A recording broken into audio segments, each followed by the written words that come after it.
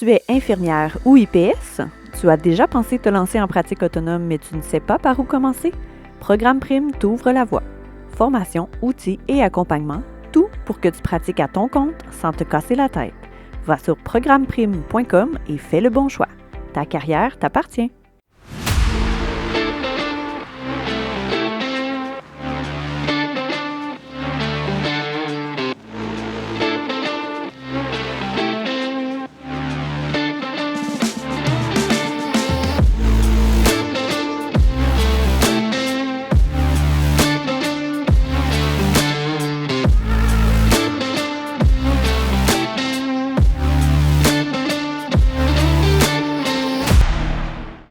Bonjour tout le monde, bienvenue dans Réseau Enfer, le podcast qui vous montre le vrai visage du réseau de la santé, un témoignage à la fois. De quoi on parle aujourd'hui? Depuis des années, il existe clairement un exode du personnel soignant.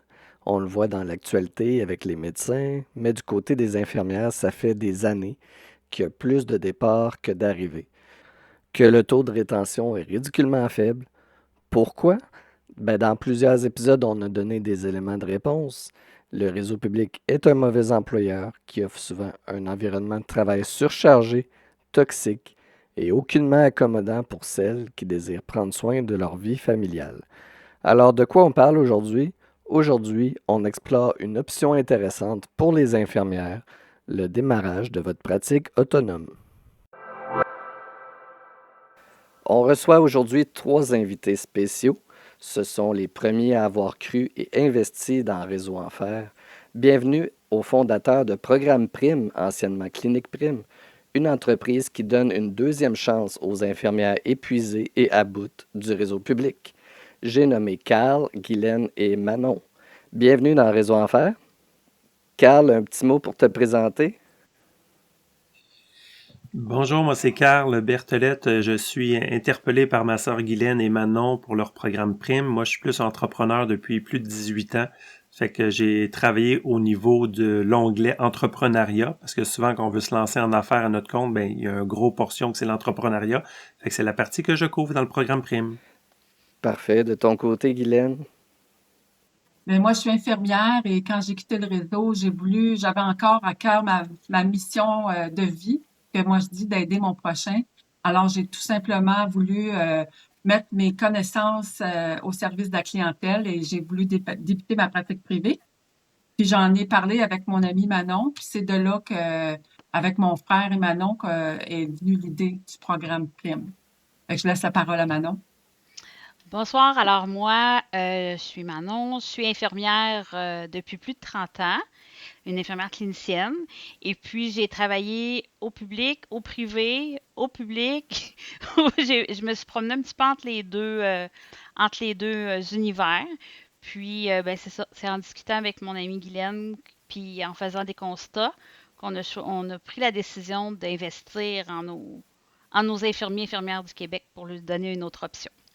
Puis, à la base, cette décision-là, est-ce que c'était pour vous sortir du réseau public ou c'était vraiment pour aider les infirmières parce que vous sentiez qu'il y avait un besoin d'avoir plus d'options pour les infirmières?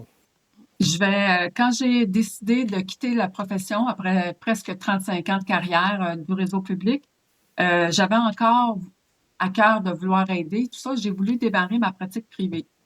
Puis j'étais épaulée par mon frère en tout ce qui concerne l'entreprise, le registraire et tout ça. Mais je me suis rendu compte vite de plusieurs démarches que ça nécessitait de vouloir être infirmière au privé. Puis j'avais toujours une discussion aussi avec Manon qui avait toujours un pied au niveau du réseau public. Puis on a décidé, c'est ça, de mettre tous nos acquis en commun pour pouvoir faciliter la tâche à ceux qui veulent développer leur entreprise privée. On voulait, dans le fond, offrir une chance aux infirmières de quitter le réseau public, ceux qui veulent quitter le réseau public, de devenir travailleurs autonomes. Parce que c'est autre chose que de travailler pour une agence de santé publique, une agence, de placement de soins infirmiers, versus réseau public.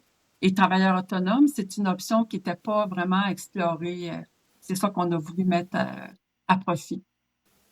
En fait, pour faire du pouce sur ce que Guylaine vient de dire, c'est aussi un constat autour de nous qu'il y a des infirmières qui avaient l'intention de se lancer en affaires, mais qui rebroussaient chemin en cours de route parce qu'ils ne savaient pas par où commencer, parce que ça paraissait complexe, parce que c'était difficile d'avoir certaines réponses, des fois, par rapport à tout ce qui est l'éthique légale et tout ça. Puis ils abandonnaient leur projet.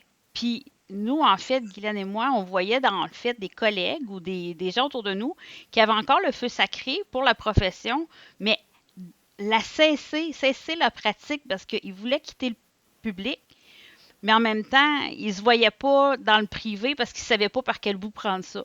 Fait qu'on a choisi, on a dit, bon, ben, soyons des guides, accompagnateurs pour ces infirmiers et infirmières-là qui veulent continuer la profession, mais qui veulent juste changer le cadre dans lequel ils l'exercent.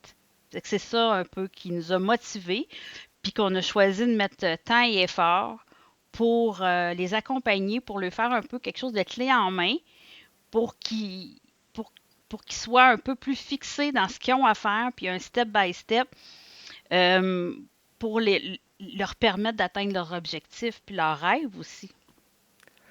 Donc, c'est vraiment un accompagnement que vous proposez avec des outils pratiques puis concrets pour minimiser tous les obstacles que les travailleurs autonomes vont rencontrer. Guylaine, tu avais quelque chose à ajouter? Bien, dans notre carrière respective, Manon et moi, toutes les deux, on a eu plusieurs projets, on a porté plusieurs projets au sein du réseau public, ce qui fait qu'on a développé une belle capacité d'enseignement, d'accompagnement. Puis ça, ben, on voulait également se servir de ça pour aider les gens à produire des documents, à produire des formations. Pour nous, ça fait partie de nous depuis longtemps. Fait qu'on voulait mettre ça en avant également. Comment ça se passe étape par étape à partir du moment où vous avez une infirmière qui est intéressée? Comment vous l'accompagnez là-dedans, étape par étape, pour vulgariser pour nos auditeurs? En fait, le programme est divisé en modules. C'est un programme en ligne que les gens ils font à leur rythme. Il y a des vidéos, des documents d'accompagnement, des sites qui sont en référence aussi pour aller explorer davantage. Donc, tout est là. Et quand on dit tout, c'est à partir du moment où les gens ils ont une idée d'entreprise, que l'idée germe, hey, moi, je pourrais-tu faire de la pratique privée en soins infirmiers, à aller jusque je reçois mon premier client. Donc, toutes les étapes sont là. Fait au niveau, mettons qu'on voit le volet nursing, ben, il y a des particularités quand on est un travailleur autonome. Quand on est dans un établissement de santé, il y a des conseillères cliniques, il y a les gens des RH, il y a les gens des archives.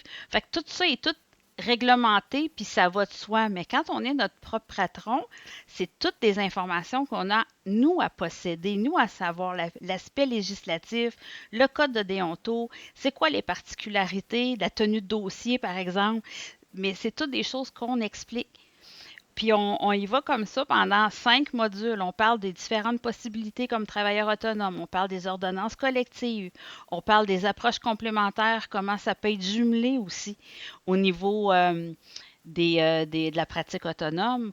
On parle de la tenue de dossier. Il y a un bon volet aussi là-dessus. Puis, un des gros, on a tout mis le volet entrepreneurial dans un seul module, mais qui est gigantesque. Puis, Carl, tu pourrais peut-être développer davantage sur ce module-là?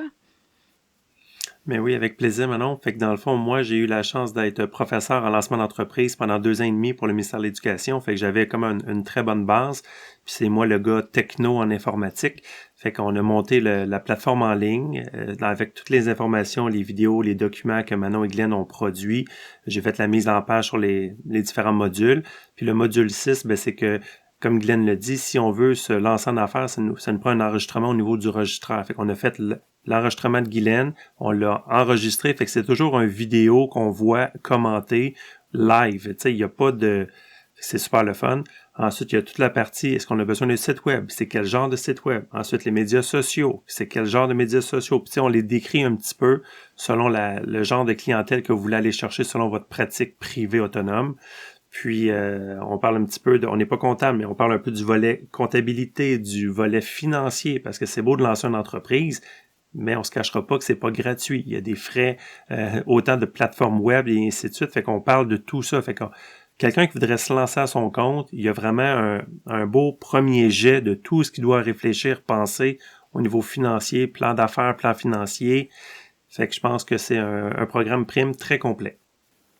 J'aimerais rajouter à ce que mes deux collègues ont dit, c'est qu'il y a toujours les mises à jour au niveau de la loi, que nous, quand on a fait la formation au début, on a parlé de la loi 25 qui a été rajoutée.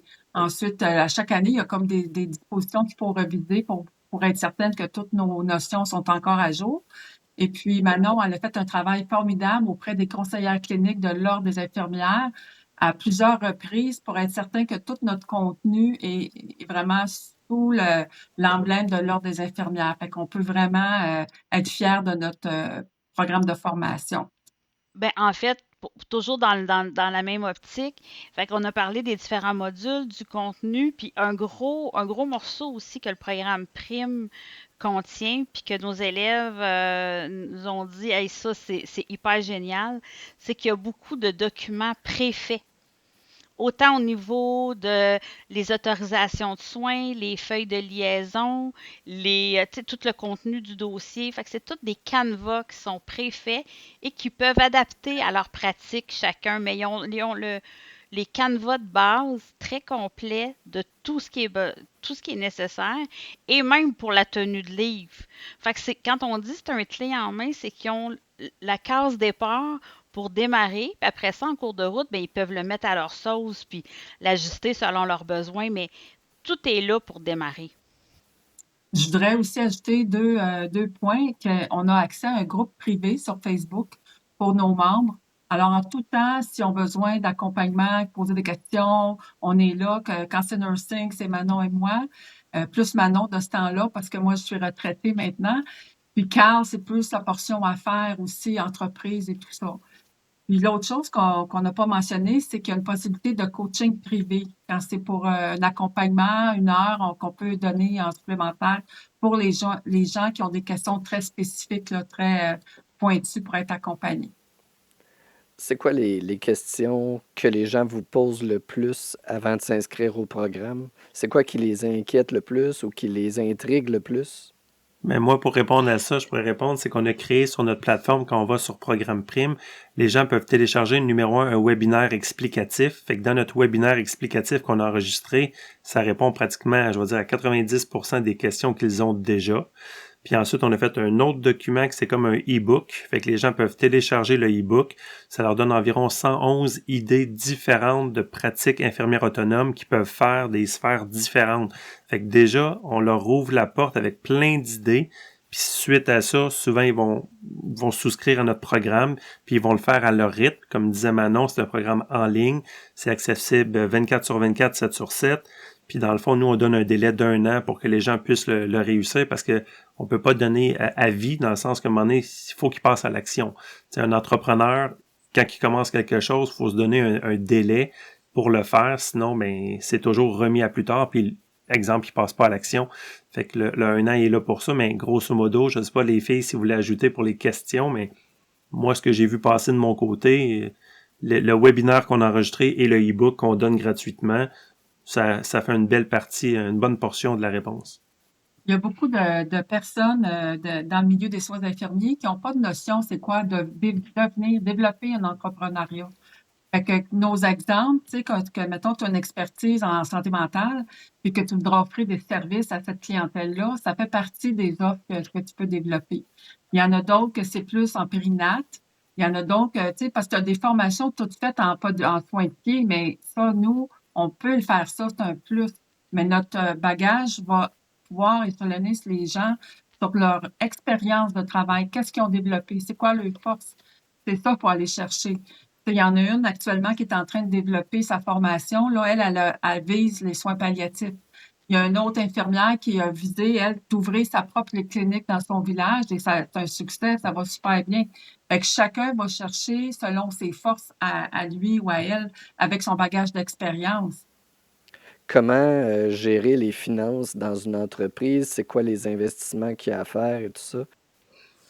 Mais dans le fond, ce que les gens se rendent pas compte, je connais pas exactement les détails financiers des soins infirmiers, mais habituellement, ils sont souvent des employés, fait qu'ils reçoivent un salaire, ils ont des conditions de salaire, il y a un fonds de pension, il y a des vacances payées, des congés fériés, mais quand on se lance à notre compte, tout ça n'existe pas. Fait qu'on tombe dans la catégorie travailleur autonome. Fait que souvent, les gens, ils vont avoir peur, ils savent pas combien facturer pour leur service, ils savent pas comment faire leur comptabilité. Fait que ça, on a un beau module qui décrit tout ça en détail, justement pour pas qu'il y ait de peur.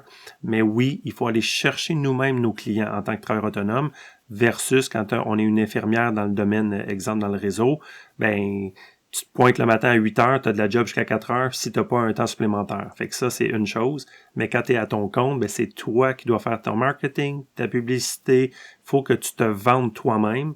Puis la plupart des infirmières, ils ont un grand cœur, fait qu'ils ont une difficulté, puis je vais peser mes mots, une petite difficulté à se vendre eux-mêmes. Fait que ça, c'est un volet qu'on aborde aussi. Il faut trouver notre punchline, notre façon de se mettre en valeur, la façon de nous vendre, parce que veut pas, c'est nous maintenant qu'on vend. Si vous êtes un infirmier, une infirmière qui veut se lancer à son compte, ben oui, vous avez un service que vous offrez, mais les gens vont vous acheter vous et votre service. Ils n'achèteront pas votre service, ils vont acheter vous en premier. Oui, j'ai pas de misère à le croire, ça, que les infirmières ont trop un grand cœur pour charger le juste prix puis pour faire du marketing. Guylaine, tu avais quelque chose à dire? Je voulais rajouter qu'au début, quand on commence, c'est sûr, il faut prendre en considération qu'on va débuter doucement. On n'aura pas 100 000 en première année, et à moins de développer vraiment beaucoup, là. Fait qu'on peut s'établir avec des collaborations professionnelles. Tu peux t'entendre avec un autre infirmière, IPS, un médecin. Souvent, ça va t'aider à augmenter ta crédibilité puis à augmenter ta clientèle également. C'est comme des collaborations, des partenaires possibles qu'on peut développer. Puis deuxièmement, c'est que dans le milieu, dans le monde actuel, tout le monde a besoin de services et de soins et on voit qu'il y a des listes d'attente partout. Alors, je pense que la demande, elle est là. Les gens veulent avoir de l'aide. Celle qui a développé sa clinique privée, elle ne fournit pas tellement qu'elle a des besoins. Parce que il y a beaucoup, les gens ça demande d'avoir des services qu'ils actuellement n'ont pas. Et quand les gens débutent leur pratique, en autant que surtout dans les petits villages, dans les endroits un peu plus loin des centres-villes, c'est plus facile de démarrer ton service. Est-ce qu'il faut prévoir une période de transition? Je veux dire, le temps d'établir sa clientèle puis tout ça, avant de pouvoir en vivre, est-ce qu'il faut avoir une autre source de revenus ou c'est quoi que vous en pensez? Ben, en fait, il y a différents cas de figure, puis ça dépend aussi de la réalité de chacun. Tu sais, on en voit qui sont en congé de maternité puis qui en profitent pour faire le saut progressivement parce que dans le réseau, les gens ont le droit à un 2 ans de sans solde. Fait qu'ils profitent de cette période-là pour faire le saut. On a même des pré-retraités. En fait, que c'est comme ils veulent se retirer du réseau, mais en même temps, ils veulent continuer de contribuer à la société, puis ils veulent continuer d'amener leur rapport au niveau des soins infirmiers. Fait qu'ils profitent de ce point de transition-là pour aller plus loin, pour développer leur pratique privée. Maintenant, quelqu'un qui dit, moi, je travaille à temps complet sur un département X à l'hôpital, je veux me lancer je veux lancer mon entreprise, comme on l'a nommé, puis quand on l'a nommé tantôt, il y a quelque chose de progressif, il y a des étapes à faire. Donc, c'est la réalité de chacun. Fait que de voir, est-ce que je peux le faire par les soirs, par les fins de semaine, le jour, mes journées de congé, je suis prêt à investir là-dedans puis y aller. Chacun peut aller à son rythme. C'est ça la beauté des choses. Puis, on a des gens qui travaillent à temps complet, qui ont fait le programme, puis qui ont développé leur entreprise pendant le soir, les week-ends, leur journée de congé. Puis, petit pas, bonhomme allant. Puis, il y en a que ça leur convient comme ça, puis après ça, ils délaissent plus progressivement ou ils appliquent sur un poste à moins de journées dans le réseau parce que la formule hybride, elle est aussi possible. C'est pas juste au privé, juste au public. On peut avoir un pied dans chaque endroit. Tu sais, tout ça, c'est possible. Il n'y a pas une recette universelle. Puis, ça dépend de l'aspect financier. Si quelqu'un dit, moi, je me donne 2 ans, financièrement, je peux me permettre ça, j'arrête complètement, je me retire du réseau public, puis je me lance au privé, c'est possible. c'est possible aussi, mais si la personne peut dire, ben moi, je peux me priver de revenus parce que je sais pas qu'on conjoint va assurer les revenus pour la maisonnée, c'est aussi faisable. Fait il y a autant de cas de figure qu'il y a de contexte personnel. Puis quand les gens ils veulent puis sont déterminés, puis que c'est vraiment un rêve, ben ils trouvent le moment puis ils managent ça à travers les horaires. Je voudrais ajouter que nous, Manon et moi, on voit beaucoup sur les réseaux sociaux, on voit passer tous les commentaires des gens qui sont fatigués, désabusés un peu de ce qu'ils vivent au quotidien dans le réseau public, puis on les comprend. Puis des fois, on cherche une porte de solution, puis on n'en a pas de solution parce qu'on a besoin justement de vivre. Mais ça peut être des options comme Manon dit, on le fait progressivement pour que ça devienne notre porte de sortie.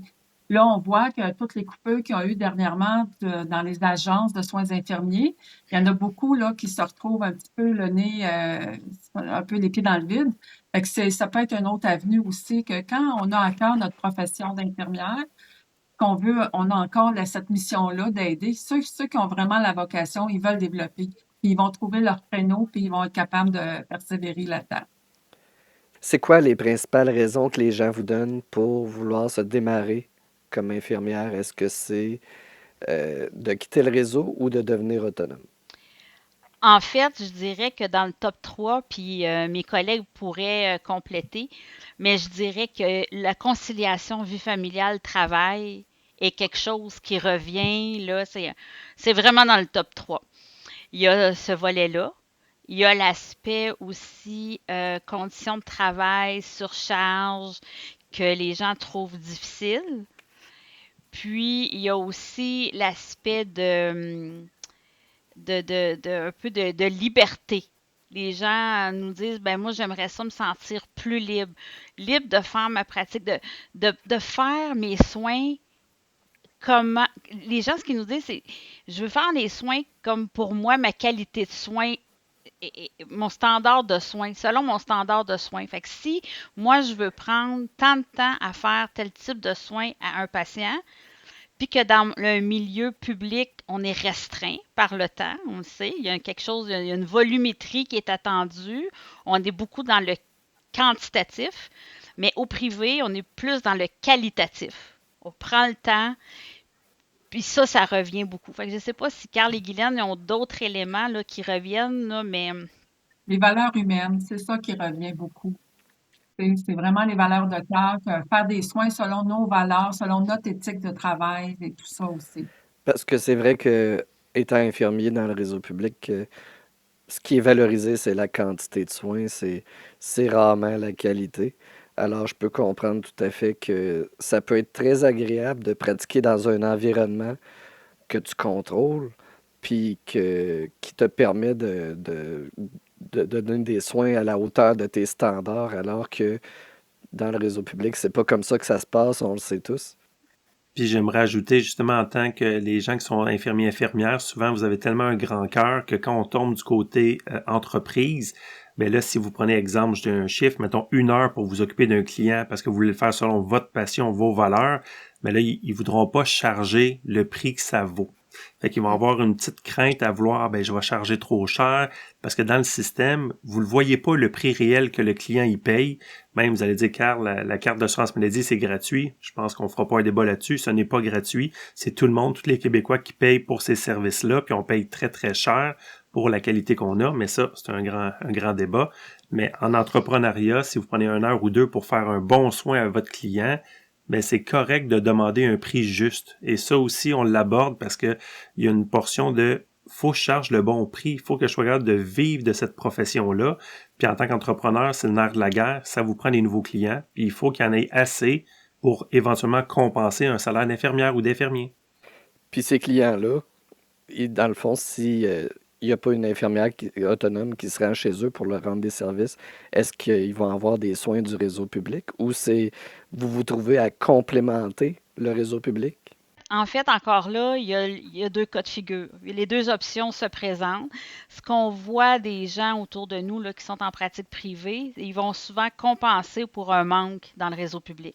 Ça, c'est vraiment le plus gros pourcentage. Il y a personne qui enlève quelque chose à quelqu'un là-dedans. C'est tout en complémentarité que ça se fait.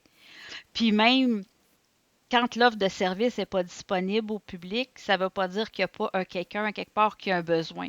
Puis souvent, ben, c'est via le privé qu'on réussit à répondre à ce besoin-là. Fait que ça permet d'éviter les vides de service. Ça permet d'avoir un service plus rapidement que d'attendre sur une liste d'attente. Puis là, si on prend par exemple juste les soins physiques en ambulatoire, il y a de plus en plus de CLSC que les soins ambulatoires sont restreints la fin de semaine et les jours fériés. Il y a même des listes d'attente maintenant à certains endroits pour un changement de pansement. Donc, un patient qui s'est fait opérer, qui sort de l'hôpital, puis qui a un changement de pansement d'IA, puis que le CLSC répond, je suis désolée, madame, mais ça va aller dans 3 jours. Mais là, le 3 jours, c'est pas tant le DIA. Ben, c'est souvent l'apport du privé, pardon, qui permet de répondre à ce besoin-là, qui permet d'évaluer une plaie de façon sécuritaire, de faire un pansement, d'offrir un bon service, puis que la clientèle se sente en sécurité, ne sont pas laissés à eux-mêmes.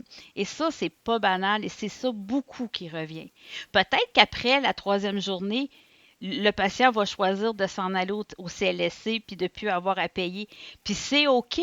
C'est OK parce que c'est là qu'on a travaillé en complémentarité. Mais ce qu'on voit aussi, c'est que les gens ils ont tellement apprécié ce qu'ils ont eu comme qualité de service qu'ils vont choisir de rester au privé pour continuer d'avoir un service un peu plus VIP, comme ils disent.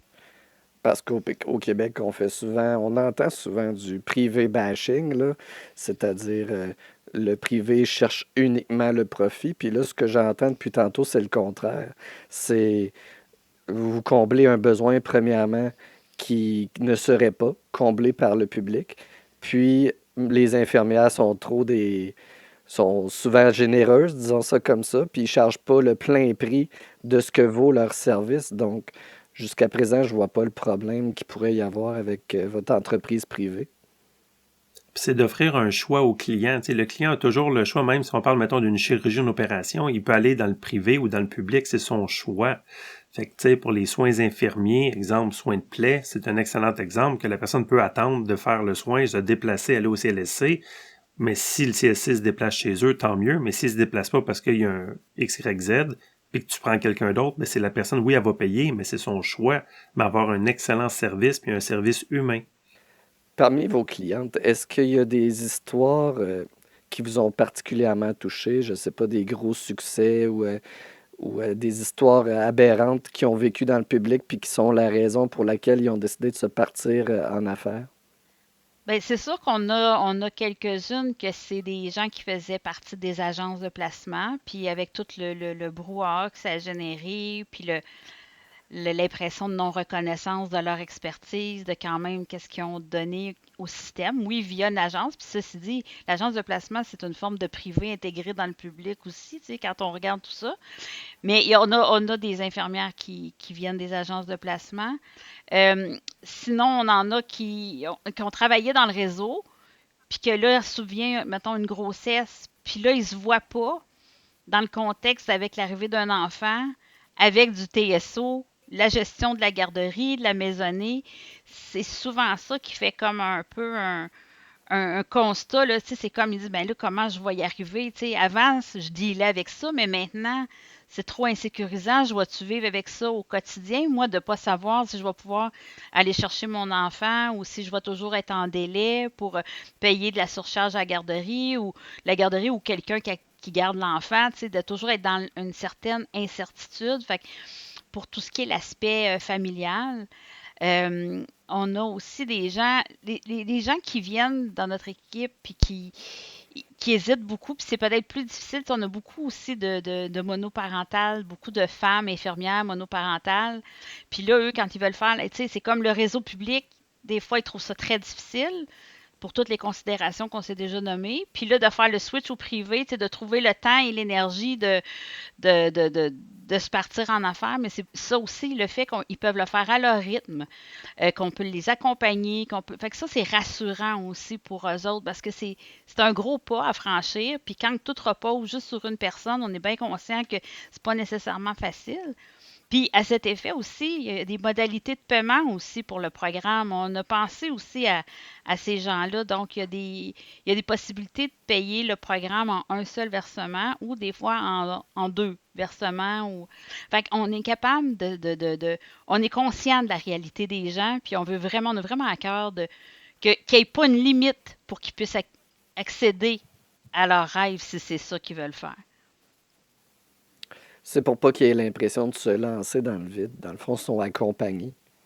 J'ai beaucoup aussi des infirmières auxiliaires parmi mes auditrices. Est-ce que c'est des services que vous pourriez offrir éventuellement? On était en réflexion quand on a démarré le programme PRIME, c'était axé pour les infirmières DEC et BAC, IPS également s'ils veulent. Mais auxiliaire, c'est complètement un autre champ. Donc, il faudrait peut-être trouver les services de quelqu'un qui pourrait nous conseiller par rapport à l'ordre des infirmières, des auxiliaires. Mais c'est pas fermé pour l'instant. On est en réflexion. Depuis tantôt, quand on jase, je remarque qu'on utilise bon, le mot privé puis le mot autonome. Pour démêler un peu nos auditeurs, là, peux-tu les démêler justement sur qu'est-ce qui est privé puis qu'est-ce qui est de l'autonome? Parfait, bonne question. En fait, on parle de réseau public, ça c'est connu, hein, tout le monde est au fait avec ça. La dimension privée, ça veut dire c'est tout ce qui ne relève pas du public. En même temps, dans le privé, on peut travailler de façon non autonome ou autonome. Moi, je peux travailler comme infirmière auprès d'une clinique médicale privée. Donc, c'est eux qui vont. Moi, je vais être salariée pour la clinique privée. Fait que je vais être au privé, je ne serai pas dans le réseau, mais je vais quand même être une salariée. Là, nous, ce qu'on parle, en fait, puis ce qu'on choisit de développer avec les infirmières, les infirmiers qui veulent se partir en affaires, c'est de devenir leur propre patron, d'être autonome, d'avoir une pratique autonome privée. Donc, nous, c'est vraiment notre créneau. Un peu comme les médecins, dans le fond. Oui, mais on ne peut pas s'incorporer, nous, pour l'instant. Est-ce que vous avez des associations qui encadrent la pratique de travailleurs autonomes pour les infirmières? Bien, en fait, la pratique autonome privée, c'est quand même récent au Québec, hein. On est au. Tu sais, il n'y en a pas beaucoup encore. Puis, il y a quand même, on a la chance d'avoir une association qui a vu le jour. Fait que l'Association des infirmiers et infirmières en pratique privée du Québec. C'est une super belle association. Le CA, c'est des gens vraiment de cœur, puis des gens qui ont vraiment à cœur de faire avancer la cause. Fait qu'ils sont en lien avec des représentants au niveau ministériel pour faire reconnaître aussi des aspects de pratique privée, puis de voir comment on pourrait travailler en collaboration avec le public. Ils sont également en lien avec des compagnies d'assurance afin de faire reconnaître vraiment de façon universelle les soins infirmiers comme étant des soins remboursables totalement ou en partie par les compagnies d'assurance. Il y a plusieurs compagnies d'assurance qui remboursent, mais ce n'est pas universel. Fait que, il y a des travaux qui se font à cet effet-là. Puis, ils ont aussi comme objectif à être un peu un lieu de ressourcement, où les gens ils peuvent se recueillir, partager leur réalité. Une fois qu'ils sont démarrés, ils sont en business, puis ils roulent le boss, comme on dit, bien que ça soit un endroit un peu d'entraide aussi par les pairs, de collaboration. Une a fait quelque chose, a développé, je ne sais pas, une ordonnance collective pour quelque chose, ben, elle peut le partager à une collègue qui aurait le même besoin. Fait que ça se veut aussi un groupe d'entraide et d'échange. Fait que c'est une super belle association qui est à connaître. Quand on a fait le programme PRIME, on avait fait ce genre de recherche-là.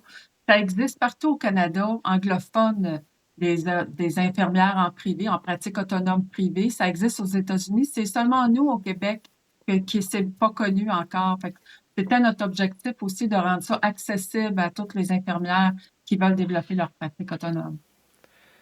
Toi, Carl, t'es plus le volet entrepreneurial. Qu'est-ce qui te fait embarquer dans cette aventure-là? Parce que je comprends la passion de Manon puis de Guylaine que c'est leur milieu. Mais toi, ça devait être un peu étranger pour toi. Qu'est-ce qui te... Ben, c'est ça. Quand on a fait une des premières rencontres qu'on a faites par rapport à ce projet-là, c'est que dans le fond, ils m'ont expliqué leur projet. Puis Guylaine étant ma sœur, elle m'a dit, t'es bon en informatique, pourrais-tu nous aider peut-être à diffuser ça? Puis comme on l'a dit au début, les infirmières, souvent, c'est pas elles les plus marketing, on va le dire comme ça. Fait qu'il y avait besoin un peu de mon chapeau d'entrepreneur. Moi, ça fait quand même 18 ans que je suis entrepreneur. J'ai lancé mes propres compagnies aussi, puis ça roule très bien. Fait que j'ai utilisé mes connaissances et je les ai mis au profit du projet des filles.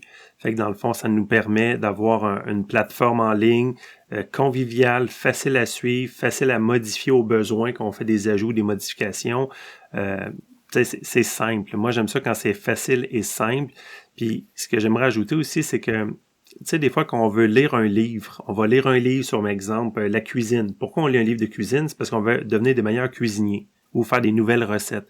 Fait que dans le fond, nous, ce qu'on offre dans notre formation, c'est, moi, ce que j'aimerais dire aux personnes qui t'écoutent puis qui nous écoutent, c'est acheter notre formation parce qu'en l'achetant, vous allez comme acheter un livre de cuisine qui va vous donner toute la recette pour vous lancer à votre compte. Fait que ça va vous donner les ingrédients, quoi mettre, quoi pas mettre, qu'est-ce qui est bon, qu'est-ce qui est moins bon, pour vous faire un super beau gâteau à la fin. Puis votre gâteau, ben, c'est votre passion d'infirmière ou d'infirmier pour donner ça à votre clientèle cible. Fait que c'était un peu ça. Fait que des fois, soyez curieux, vous achetez un livre parce que vous voulez apprendre quelque chose, ben, achetez notre formation, vous allez apprendre énormément de choses. Puis le rassemblement de l'information qu'on a mis dans la plateforme en ligne, c'était combien le nombre d'heures? On avait dit que c'était 500 heures de recherche et développement qu'on a fait environ? Au-dessus de ça. C'était plus que ça, c'était 1000. Oui, c'était 1000. Bon, fait que c'est 1000 heures de recherche et développement, la mise en place, les corrections. Tu sais, on a tout peaufiné, puis exemple, maintenant, on l'a appelé maintes et maintes fois à l'heure des infirmières, aller-retour, des courriels pour clarifier des petits points, des petites choses. Fait que dans le fond, nous, on a tout fait le travail de débroussaillage pour vous. Servez-vous de nous, puis achetez le programme parce que vous allez avoir une immensité d'informations tout cuit dans le bec. C'est un clé en main, comme on aime dire. Puis au total, si ma mémoire est bonne, c'est plus de 40 heures réelles de formation individuelle que vous allez pouvoir faire. Puis à la fin, nous, on vous envoie une petite attestation de formation de réussite également qui compte dans vos heures de formation non accréditées. C'est bien dit. Après, l'après. Programmeprime.com pour les amateurs de cuisine et de soins infirmiers. Mais quand tu as une recette gagnante, tu veux la partager. C'est ça qui est le fun. Fait que moi, on vous dit, puis les gens qui ont suivi la formation jusqu'à maintenant, je pense qu'ils réfèrent autour d'eux aussi parce qu'ils ont vu le potentiel que ça l'amenait. Puis on va répondre à plein de questions. Puis on a les réponses pour eux. Puis comme Guylaine l'a dit tantôt, on peut même en surplus faire un accompagnement privé. Pour répondre à plein d'autres questions. Fait que des fois, si vous avez une idée, vous voulez vous lancer en affaires, mais vous savez pas par où commencer, réservez peut-être 2-3 heures avec nous, puis on va vous aiguiller, on va vous aider, puis le programme, quand vous allez le faire à votre rythme pendant la prochaine année ou le prochain 3 mois, on a des gens qui l'ont fait assez rapidement, merci. Là, je pense que le record, c'était quoi, 1 mois et demi, je pense qu'il y a quelqu'un qui l'a fait. Fait qu'il y en a qui prennent en 6 mois, 9 mois, mais ça se fait rapidement. C'est un petit peu plus que 40 heures, mais là, si on clique sur tous les liens et on lit tous les documents, c'est sûr que ça va prendre plus que 40 heures. Mais c'est un très beau programme, très complet. Je voudrais juste ajouter comme exemple, celle qui a été rapide dans la formation, c'était une femme, une infirmière qui est déjà en entreprise au niveau des pharmacies, des formations. Puis elle-même, on a fait un vidéo témoignage qu'elle dit qu'elle a appris des choses quand même si elle était en entreprise déjà. Fait que c'est vraiment aidant. Manon et Guylaine, vous êtes des infirmières. Vous avez été dans le public, pas seulement, mais vous l'avez fait. Dans le réseau public, est-ce que vous avez retenu plutôt du positif ou plutôt du négatif ou les deux? Ben, en fait, moi, je dirais il y a des deux. Puis je dirais aussi, ça dépend de la période et de l'époque. Comme j'ai mentionné tantôt, j'ai 30 ans. Je suis un petit peu plus que 30 ans infirmière. Donc, il y a eu des périodes plus faciles, plus fluides que d'autres. C'est pas un secret, on constate qu'il y a vraiment un changement dans les pratiques, dans les orientations, dans la façon d'offrir les soins, dans la façon de gérer le réseau de la santé qui est là. On a vu des réformes. Mais là, au final, 30 ans plus tard, le constat, c'est que les réformes resserrent toujours un peu plus le, l'exigence, la qualité. Il faut avoir de la qualité et de la quantité et ça demeure un défi. C'est beaucoup de pression sur les équipes traitantes. Puis ça peut être un facteur de démotivation. Donc, moi, en fait, dans mon parcours, j'ai eu des périodes exceptionnelles que je tripais vraiment. Là, je dis pas que je tripe plus, mais c'est différent. Il y a une pression actuellement que je ressentais pas il y a 20 ans, par exemple. Puis moi, j'ai fait des rôles autant de clinicienne auprès de la clientèle, autant des rôles de coordination clinique, d'ASI et même de gestionnaire, de conseillère clinique. J'ai travaillé à la santé publique. J'ai touché à différentes sphères. J'ai vu les différents côtés de la médaille. J'ai été aussi au niveau de l'enseignement collégial, mais ça, c'était pas dans le réseau public, c'est autre chose. Mais fait que le portrait change. Le portrait change. La clientèle aussi s'alourdit. Les gens, tu sais, le fait qu'ils consultent plus tard ou ils n'ont pas accès à avoir des services rapidement ou ils attendent. Moi, je dis toujours c'est un parcours du combattant pour avoir un rendez-vous chez le médecin pour demander de l'aide parce que c'est pas tout le monde qui ont un médecin de famille. Fait que ça fait que les gens, ils procrastinent.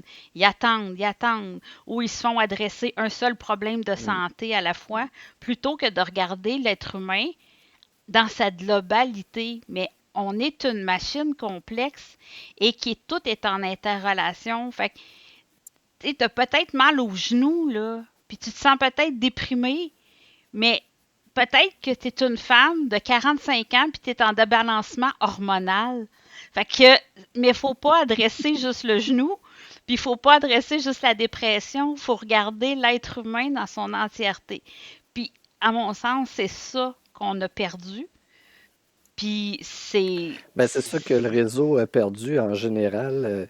J'ai l'impression que l'humain, autant le personnel soignant que le patient, est plus la priorité des gestionnaires du réseau.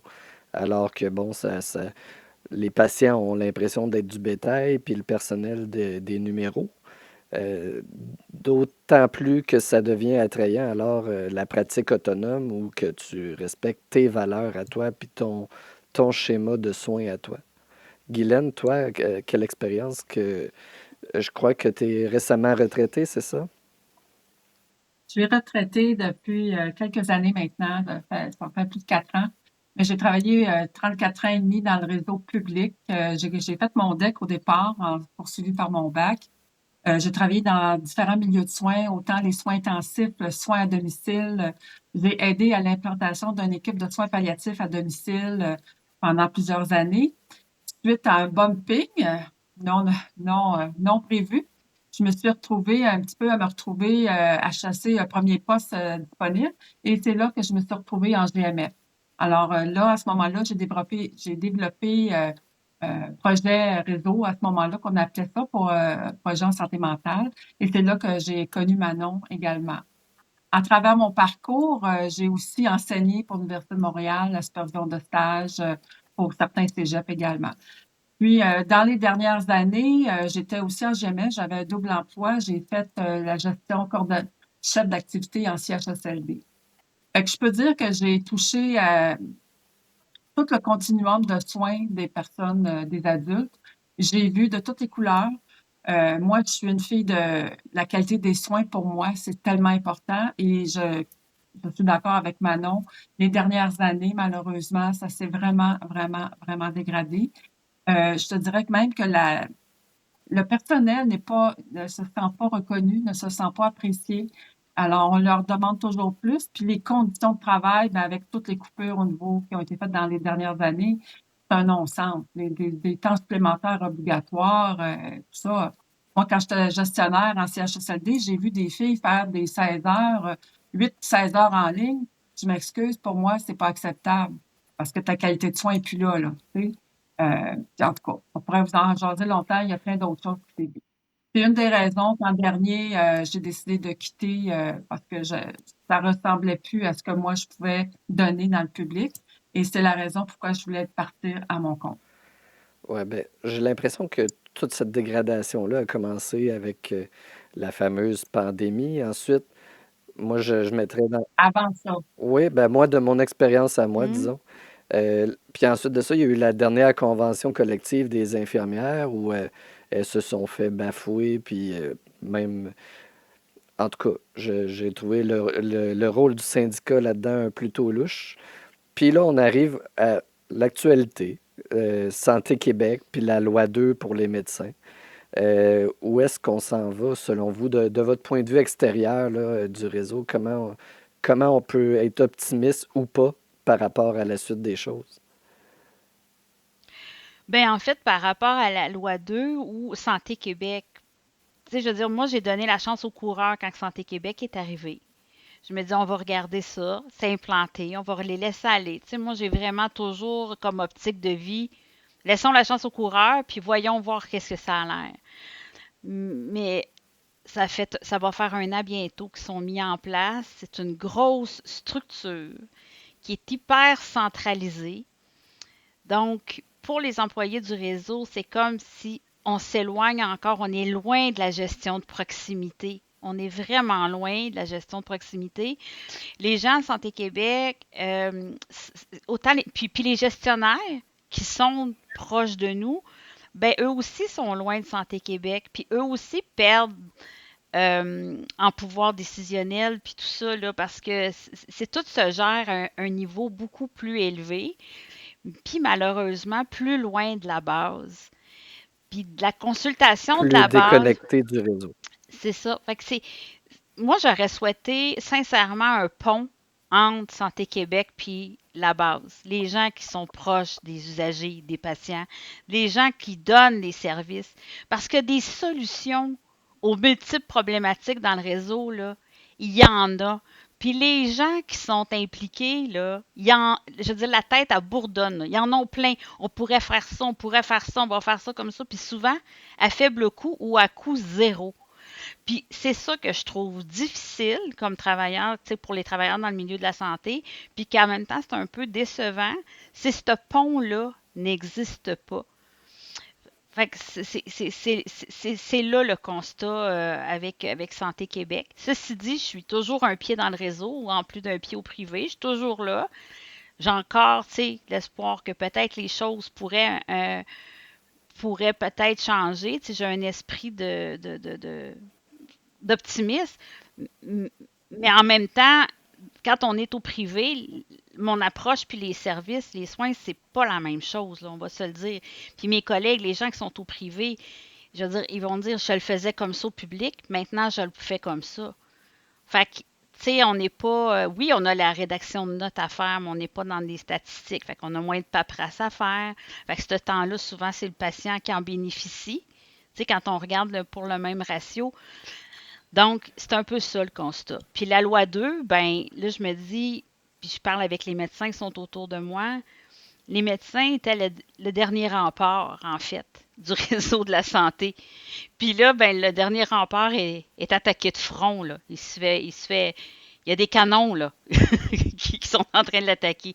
Fait que pour la suite, Ben là, c'est annoncé, il y en a déjà beaucoup qui quittent. Là. Il y en a déjà des centaines qui ont fait des demandes pour travailler en Ontario. Puis ça, c'est à part des autres provinces qu'on n'a pas fait la demande d'information, là, mais ça va être chaotique tantôt. Ouais. Toi, Carl, de ton point de vue d'entrepreneur, de voir comment on gère le réseau de la santé publique au Québec, qu'est-ce que ça te fait de voir ça? Ben, c'est mal géré. Vu de l'extérieur, il y a trop de chefs passés d'Indiens. Puis je pense que il y a trop de coupeurs, je pense, dans le personnel, puis je suis vraiment externe, là, dans le personnel, mettons, de soutien, les préposés, les infirmières, les auxiliaires, ainsi de suite, parce que si vous aviez plus de monde, puis plus de médecins, puis d'avoir une salle d'urgence ou une salle de chirurgie qui est ouverte, exemple, 24 heures sur 24, s'il y avait assez de personnel pour qu'elle puisse fonctionner. C'est pas logique qu'une salle de chirurgie, je pense, à 2 heures à ferme parce qu'il n'y a plus de staff. Voyons donc. Fait que c'est pour ça qu'il y a des listes d'attente sans plus finir. Puis moi, personnellement, à l'époque, je m'étais déjà fait opérer le genou. Quand je suis allé voir mon médecin, il m'a dit, ben, on peut t'opérer dans le public, c'est environ dans 2 ans. Je me suis reviré de bord, j'ai dit, puis dans le privé, ben, il dit, informe-toi, ça m'a pris même pas 3 mois.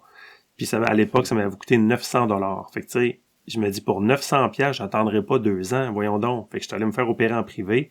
Ça a même pas pris clic, clic, clic, puis ça a été fait. Fait que, tu sais, je pense que il y aurait place à Ouais. grandement d'amélioration. Puis comme Manon le dit, je pense que les gestionnaires sont beaucoup trop loin du plancher réel, de ce qui se passe sur le plancher pour vraiment voir. Puis le meilleur exemple que je peux donner, souvent il y a des grands chefs d'entreprise qui vont se déguiser pour aller faire la job sur le plancher, mettons, d'une épicerie ou d'un restaurant. Puis là, on a un nouvel employé aujourd'hui, mais c'est le PDG de la compagnie parce qu'il veut parler avec le staff en bas, il veut parler au gérant, il veut parler au directeur de succursale pour voir comment ça se passe réellement. Ensuite, il retourne à la tête et il fait les changements appropriés. Fait que je vois mal un des ministres de la Santé, exemple, d'aller sur le plancher pour voir la réalité des choses. Je pense qu'on est pas rendu là au Québec. Ce sera pas Christian Dubé, en tout cas. Moi, tu parles d'investissement, tu sais, d'investir dans les soins directs aux patients. Ben c'est ça. Tu sais, la base du problème, c'est probablement ça, c'est que on fait des coupures dans les soins directs aux patients, puis on investit dans la bureaucratie en continuant d'engager du monde avec des postes qu'on sait même pas.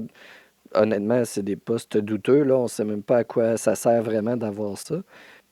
Tu sais, ce serait un luxe d'avoir une belle bureaucratie avec un responsable du marketing, un responsable du. Tu sais, parce que Santé Québec a un responsable du marketing, on sait bien qu'ils ont besoin de ça. Ils ont un responsable des statistiques avancées ou je sais pas trop quoi.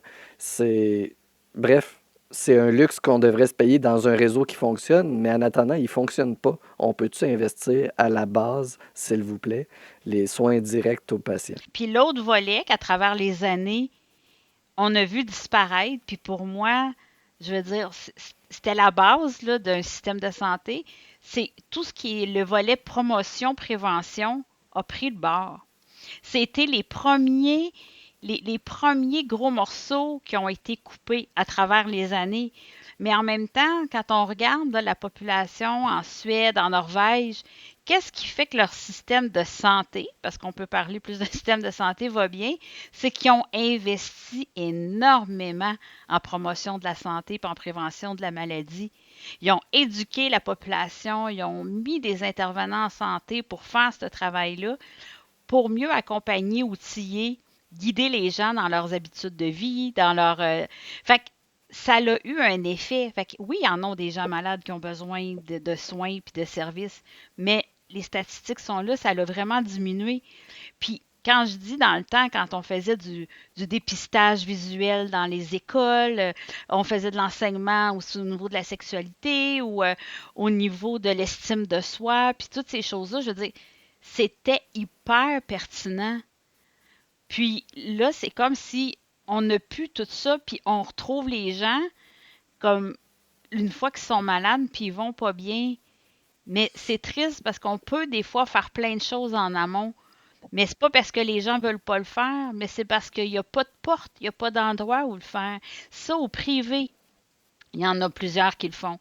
Accompagner les gens dans les saines habitudes de vie, donner des trucs, faire de l'accompagnement dans la gestion du stress, mettre des limites ou des choses comme ça. Mais au public, on l'a pu, ça, ce volet-là. Parce que dans les systèmes scandinaves que tu mentionnais, il y a une saine compétition entre le public et le privé. C'est ça la différence aussi, c'est que là, on a un monopole public, puis je pense qu'on le saurait. Si ça marchait, un monopole public après 50 ans d'essais et de réformes et de bureaucratie augmentée, je ne sais plus comment l'appeler. Mais je veux juste rajouter dans le même sens que Manon, je pense qu'on est rendu à l'étape qu'on se rend compte que ça ne fonctionne plus dans le public Mhm. en cause de toutes ces raisons-là, des coupures avec tous les chamboulements qu'on a vécus. Donc, il faut que la population se responsabilise également sur sa propre santé. Alors, pour ça que nous, les infirmières en pratique autonome, on peut développer ces créneaux-là, la promotion, la prévention, comment se prendre en main, comment aider à mieux gérer notre santé pour pas aboutir en bout de ligne dans le réseau public super malade, parce que actuellement, les seuls services qui sont maintenus, c'est quand tu es rendu en bout de ligne. Il reste que les limites du réseau de la santé sont amplifiées aussi par autre chose, c'est-à-dire qu'il y a plusieurs domaines dans dans notre société qui vont pas bien, là. Les finances, il y a plusieurs personnes qui sont dans la misère, dans la pauvreté. L'éducation, ça va pas très bien non plus. On parlait de perte de prévention, puis tout ça. Les programmes dans les écoles, c'est plus ce que c'était. En tout cas, selon mon expérience à moi. Mm. Euh, bon, puis on peut parler des réseaux sociaux, puis on peut parler de la justice. Y a-t-il quelque chose qui va bien dans la société? Ben, je pense que les gens sont de plus en plus en détresse à cause de l'état actuel de notre société, puis que c'est pour ça que les défauts de notre réseau de la santé publique paraissent encore plus. Je m'alignerai vers la fin de l'épisode. C'est quoi la suite pour Programme Prime? Avez-vous des projets à venir qu'on peut suivre?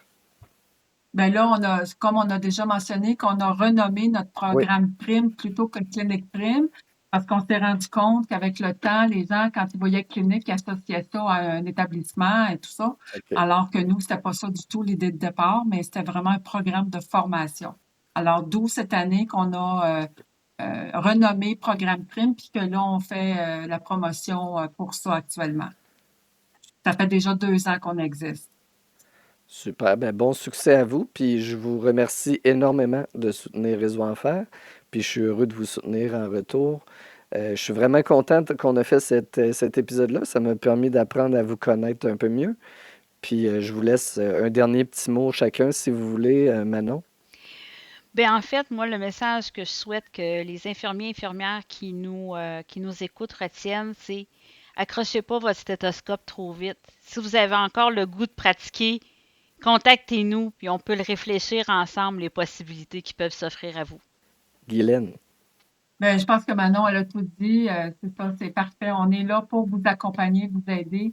Et en tout temps, vous avez des questions, on répond dans les 24 heures.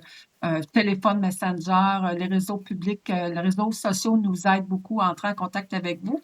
Fait que rejoignez-nous, ça nous fait plaisir. Et Carl. Mais moi, je vais mettre mon chapeau entrepreneur. Dans le fond, c'est quand le meilleur temps pour passer à l'action? C'est maintenant. C'est pas à repousser à demain, après-demain, dans 4 mois, quand je vais avoir du temps. Les gens n'auront pas plus de temps. Puis c'est un programme clé en main qui est abordable. Comme Manon l'a dit, ça peut être un versement ou 2 versements. Puis c'est en bas de 1 000 $. Fait qu'en partant, c'est vraiment accessible. Puis vous allez tellement avoir de clés importantes pour vous lancer à votre compte. Puis justement, peut-être raviver la flamme que le réseau vous a fait éteindre depuis tant d'années. Fait que passez à l'action dès maintenant, puis programmeprime.com. Oui, je pense qu'on a vu le Carl Marketing. Puis je pense que ça va rejoindre beaucoup d'infirmières qui nous écoutent présentement. Merci beaucoup, Programme Prime. Je suis heureux de vous avoir reçu. Merci beaucoup. Merci. Merci.